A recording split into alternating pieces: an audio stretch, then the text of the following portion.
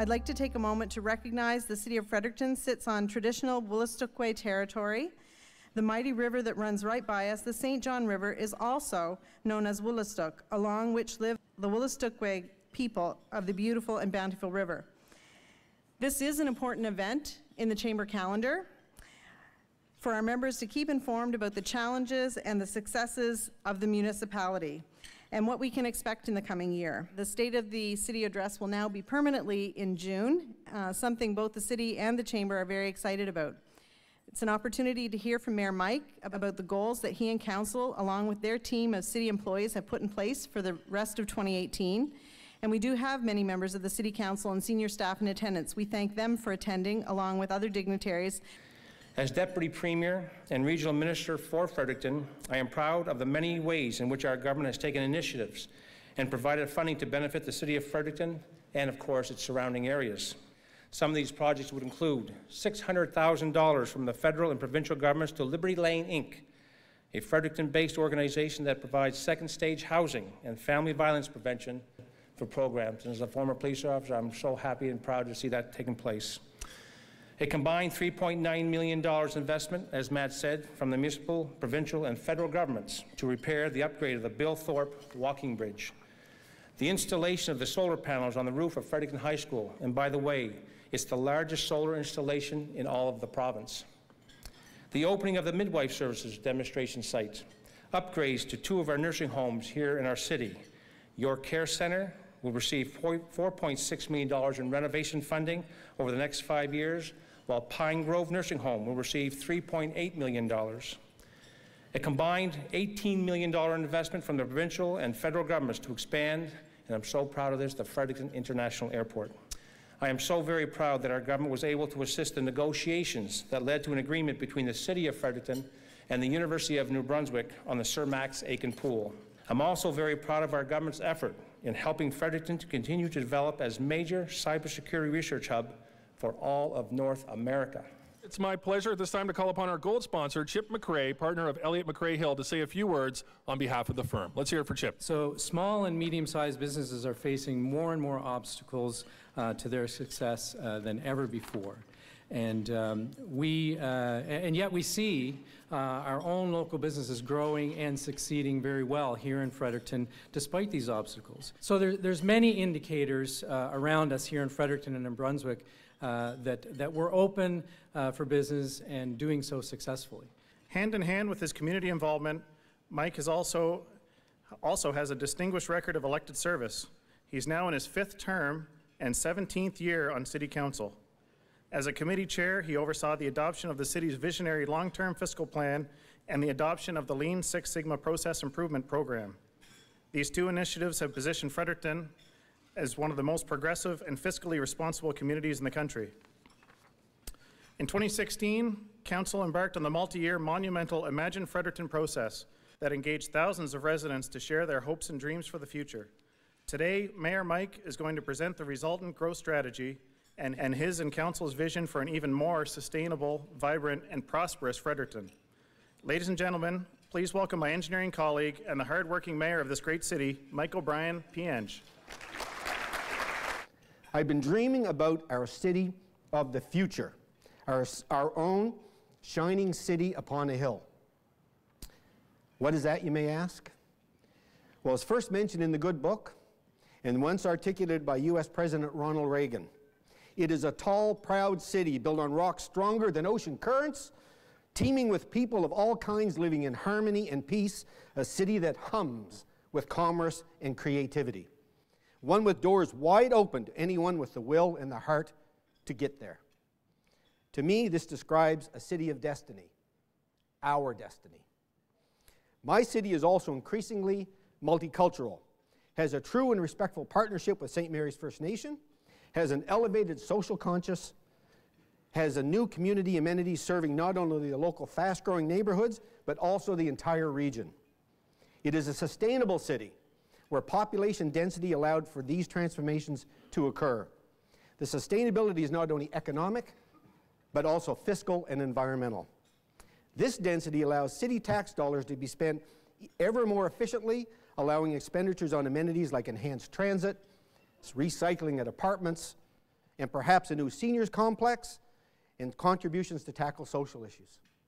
But how, with a large portion of taxpayers always fiercely resistant to change, how can we ever get there? How can we successfully attract more newcomers, retain more young families, grow our economy to provide jobs, enhance our wonderful neighborhoods, and find spending efficiencies to support this growth? How? Well, ladies and gentlemen, I'm here to remind us that we already do have a way forward. It is the new growth strategy that arose from the comprehensive Imagine Fredericton process. As it is implemented, this growth strategy will chart our course to that bright and sustainable future.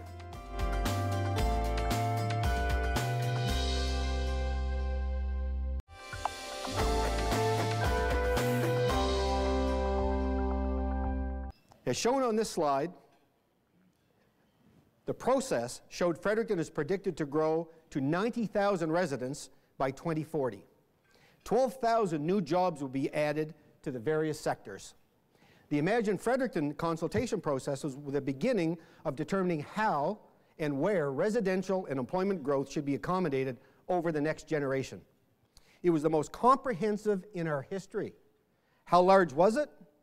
Well, there were 3,000 participants. 1,500 surveys were submitted. There were 192,000 social media interactions. The 85 days of formal public engagement. The vision that emerged during this extensive consultation process overwhelmingly agreed with the one that I had in my dream. The growth strategy that emerged from these efforts was adopted by Council. It promotes a more sustainable city over time, one with a more vibrant urban core, more viable options for moving around beside the automobile, and more complete walkable communities with a range of housing choices and amenities nearby. Let me explain. It costs buckets full of tax money to extend and maintain water and sewer and roads and streets and sidewalks and parks and trails to all corners of our city. To all corners, and to provide services such as transit and snow removal and garbage services and the like. It is simply not sustainable to keep growing that way. We must and can do better. Therefore, central to our growth strategy is a new growth boundary, which represents the maximum extent to which the city will extend municipal services for new developments over the next 25 years. This area is shown by the white area bordered by the dotted line on this map. This is called, let's call this the urban area of Fredericton. Yes, some limited growth will still occur outside the dotted line. Let's call that the rural area of Fredericton. But new policies will direct major growth within this defined boundary. Doing so creates the density of people, the density of services people want, and the walkable, connected local streets and trails that people want. It permits tax money to be focused on growing neighborhoods and amenities instead of simply adding more expensive asphalt and pipes and concrete, and then having to maintain it. Within this white growth boundary area, our strategy recognizes that established neighborhoods will change incrementally over time, but are not appropriate locations for new significant growth. Instead, almost all residential and employment growth will be focused on four new and growing areas. As shown colored and circled on this map, they are, on the south side, the Uptown Knowledge Park UNB Endowment Lands Corridor, the Bishop Hanwell High Point area, on the north side, the Brookside St. Mary's North area, and the north in northeast Fredericton. These new neighborhoods will contain a variety of housing types and will be planned to accommodate up to 24,000 of the anticipated 30,000 new residents. They will be located on main transit routes to accommodate higher density housing and new shops and services.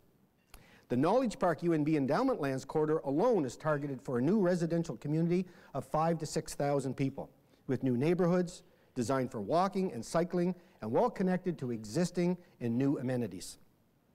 Not shown is our commercial park areas, and the plan has a focus on that too. We have to grow our commercial industrial park areas. In the urban core, shown here in red and pink, which includes the downtown, the South Platte, and the main Union Street corridor, there is room for 8,000 additional residents. Yes, 8,000 new residents in this core. Again, empty lots will be infilled, higher density apartments will be created, apartments above retail will materialize, and businesses will follow to provide the services to these new residents. Many of these thousands of new residents will walk to work or get their groceries or to visit their doctors and dentists. Our downtown and Main Street businesses will flourish, and new ones will open to service this new clientele. Older homes in the South Core and Platte that have fallen into some disrepair will be purchased and returned to single-family homes. This growth will be fueled by new people and families coming here for work opportunities, by multicultural newcomers, by our own youth now more than ever being able to establish their careers here instead of elsewhere, and by hundreds of people that are relocating from outside areas to take advantage of the amenities our city offers. One major parcel of land absolutely must be developed in order for this vision to be a reality. It's the large parcel of city-owned land we know as the exhibition grounds. A century ago, these grounds were on the periphery of the city, a good walk from the nearest developing residential areas. That is no longer the case. Given the constrained boundaries of our downtown city center, and therefore its limited capacity for residential growth, achieving significant intensification in the South Core, a short walk away, will be critical to maximizing downtown vitality. Properly designed, close to 1,000 people could live in the exhibition land property. On tree-lined courts in higher density intergenerational housing and apartment units and unique affordable housing designs. That is 1/8 of the 8,000 that we wish to settle in the urban core. The large green open space there would be maintained as it is part of the city's Wellfield area. Now imagine, if you can, what if part of Saunders Street was closed off and a new large green park connecting Wilmot Park and this green space and then linking through to Odell Park? It is singularly one of the greenest future initiatives that we can undertake. As I mentioned, there's a voracious demand for downtown living. And developers are racing to provide the rental stock. Over the past 9 years, 520 new residential units have already been constructed in the South Core. It's going to continue, and if these lands are not developed, then older, once historic homes will be bought up, demolished, and new rental units will be built. It's easy to say to council, then don't let that happen. But at what cost? Developing this site could save many older historic homes from their demise and help combat more unwanted and unsustainable growth in our periphery. Ladies and gentlemen, times have changed, are changing, and rapidly. The exhibition has a proud history, and we look forward to working with their board as they define a new vision for their operations and to assist them in locating to a new home elsewhere in the city where they can flourish with renewed life and vigor. The Main and Union Street corridor is also primed for additional development. It is now transitioning away from the older farm-style residential and 1960s and 1970s commercial buildings that I fondly remember from my youth growing up in Nashwauk-Sis. It is becoming more modern, but it needs a spark, and our growing population is the necessary kindling. And as evidenced in recent years, it has begun. The growth strategy includes a new Main Street master plan. It lays the groundwork for how this valuable corridor can and will develop over the coming decades. This is a photo of the York Plaza at the corner of Main and Fulton, showing a concept of how it could transition over the next while. As for the final transition, who knows? However, the plan envisions a future streetscape looking like this. It will dictate that it has to be compatible for how we see a large tract of Main Street being developed. Ladies and gentlemen, this area of the city has a very bright future and boundless potential. The growth strategy also incorporates both the exciting city center plan and the Garrison District plan. Let's dig into both a bit. The city center plan calls for increased residential density, connected laneways and bike paths, great public spaces, and unique walkable spaces within our downtown. To the west is the major downtown gateway area we have dubbed the Victoria Circle neighborhood. Next year, the city will be installing the Victoria Circle roundabout at the large intersection of Smythe, Brunswick, and King Streets, Woodstock Road, and St. Anne Point Boulevard. Are you ready for it? This historic area is growing with wonderful opportunities for new and renovated buildings with residential, retail, and commercial. In the center core, we're going to be seeing new towers, at least by Fredericton's definition of a tower, going up at Westmoreland and King, at Regent and King, and at Carleton and Brunswick, which is now already in progress. As a result, perhaps 1,000 more workers will be in our downtown. A centerpiece of this zone will be the pedestrian and car-shared Carleton Street. The concept that is now in place at the lower north end of Carleton will be expanded right up to Brunswick Street. This will be a natural centerpiece in the jewel of our downtown, or in our jewel of a downtown. It'll also link our city to the future redeveloped St. Anne Point Boulevard. Here's a concept for this revitalization. I know, everybody's talking, we just had a flood. This is a concept, but this is worthy of debate. We have this beautiful space facing the Woolastook River, and there's a way, the engineers in this crowd can figure out a way, and the architects, to design these to be flood-proof, perhaps with ground-level parking. It's a big debate has to be had on this, but this is a concept, and I challenge everybody to think big. Plans are also being incubated with King's Place to potentially relocate the city transit hub to the rear of the Brunswick Street face. This will permit the owners to revitalize the complex with a more inviting facade and shop entrances along King.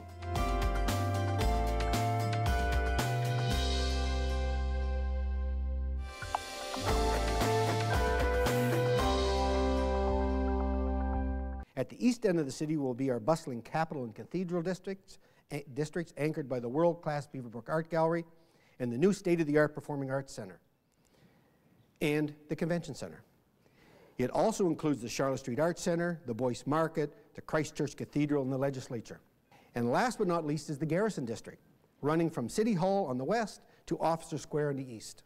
Tonight, 80-plus vendors, musicians, and acrobats will be at the official opening of our new Garrison Night Market on the aforementioned refurbished Carleton Street. This was envisioned, ladies and gentlemen, in our growth strategy and is one of the first components to come to life.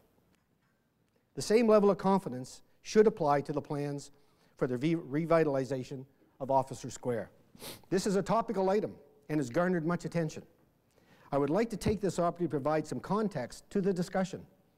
Officer Square is a pretty cool spot as is, but it has been loved to death and is in desperate need of revitalization. It's a National Historic Site, but it had been neglected. The city received ownership of the square from the province 2 years ago in order to begin the necessary revitalization efforts. Let me explain why we did that and what we're faced with. A few years ago, in an attempt to make this a 12-month-of-the-year great public space, we began working with the Downtown Business Network to provide a skating rink. Climate change limited us to just 12 days of skating last year. The square sat idle almost 5 months, a lost community health and wellness benefit, not to mention lost opportunities for tourism and economic development. The new plan envisions a refrigerated skating oval, really a rectangle as shown in here, around an even larger Great Lawn. Such facilities have become magnets for residents and tourists wherever they have been built. In fact, the heritage permit we received for the revitalization process mandates a skating rink. Speaking of the Great Lawn, the square is sloped to the Queen Street side. There is inadequate drainage, so if it rains during an event, the water pools there and the crowds tamp down and ruin the lawn. It surely is not acceptable for such a great public space and has to be addressed. The electrical systems are shorting out, are dangerous, and must be replaced. The existing performance stage has rotted, has been replaced, and is rotting again. The square is much lower than the adjoining streets, and the perimeter wall actually acts as a structural berm to hold back the sidewalks and roads. These walls are beyond useful life and have become a definite safety hazard and must be replaced with replica walls, but ones that are built to present-day code and safety standards. The walls will be replaced, even though the heritage permit does not require so. We will do so not only because they are structurally required, but they are also a key defining feature of the square. As mentioned, the replacement walls will be sturdier and more substantial in design, and as a result, the adjacent tree root system will be compromised, resulting in removal. Ladies and gentlemen, Fredericton has a 63% tree canopy and many great parks and green spaces. It's like a garden. Our staff will plant 600 street and park trees during this summer and have planted more than 3,000 trees in the past decade. We take our urban trees and forests to heart. However, many trees in Officer Square, and definitely those along the perimeter wall, will have to be removed. But for any one removed, 2 will be planted. and as mature and tall a tree as we can. The south wall along Queen Street is in the same desperate shape. A part of it collapsed in 2016. It too must be replaced for the same reasons. Many residents are understandably passionate and concerned about the future of this square. So please wish us all well as we dialogue together to bring the design for this space along to the eventual final approved concept. Do you notice the walkway connecting the square to the library and then onto Carlton Street zone? We've named this Scholars Walk. There will be unique night lighting, benches and places for buskers to entertain. There will be a small plaza area by the library for tables and chairs, and envision a summertime bistro operation. Now cross over to Carlton Street and enter Barrack Square with its new entertainment stage and the display area for the students of the College in Craft Design to display and sell their wares. Continue through to the present-day Justice Building. I'm not sure what will be there once the provincial courts move out in 2021. That's the target date, but rest assured, many eyes are on that space, and it will inevitably be renovated into something complementary to the overall Garrison District. So ladies and gentlemen, this is how my dream of a future city will become a reality. Council's dream of the future city. And it isn't a dream at all. It's real life because thousands of residents, businesses, interest groups, and stakeholders work with our staff and consulting teams to create a plan. There will be some resistance, there already is. But we have to be bold. Fredericton is no longer in competition with other cities in New Brunswick. We are competing with the best and most progressive cities in North America and the world. How can we continue to respect our past but still differentiate ourselves to attract and retain people, newcomers, businesses, talent, and investment? I say that we're already on our way. Fredericton, in partnership with St. Mary's First Nation, was just selected as a top 20 finalist in the federal government's Smart City Challenge out of 195 municipal applications. That's exciting news. Fredericton has settled the highest percentage of immigrant newcomers within New Brunswick. That's exciting news. Our economic development agency, Ignite Fredericton, has been working seamlessly with the Chamber of Commerce and Opportunities New Brunswick and UNB to create more than 400 jobs through the creation of 150 new startups over the past 5 years. Fredericton is now poised to be a major Canadian and North American player in the cybersecurity field, with potentially thousands of jobs being created over the next decade. Our airport is expanding. Exciting news again, it brings the world to our doorstep. Our downtown has more business opportunities than current space permits. The value of construction and renovation building permits are well above our year-to-date numbers for 2017 and will easily exceed the magical $100 million threshold once thought unreachable. Very soon, Council will present our public drafts of our new transit and parking plans to position us for the future. And Council will soon embark on planning for a new aquatics and fieldhouse complex design. Ladies and gentlemen, this exciting news is due to people working together, people planning together, and people chasing dreams together. And your City Council has a plan, one that brings all these exciting components together. But we're going to need your support to work through and stay true to the plan, to allay the concerns and fears that some may have, to remain positive and inspiring, and as the saying goes, to go high when others may go low, to chart our course to the future that we deserve. Ladies and gentlemen, I love my job and I love this city. I know we all do. We are blessed and have so much to be grateful for. Just step outside on a day like today and just soak it all in. Collectively, we punch above our weight class on just about everything we do. But I know that working together, we can do better and successfully compete into the future to be the best small city in the world, the shining city upon the hill. Be proud of your city, be compassionate to those in need, and as always, vive la Fredericton. Thank you, ladies and gentlemen.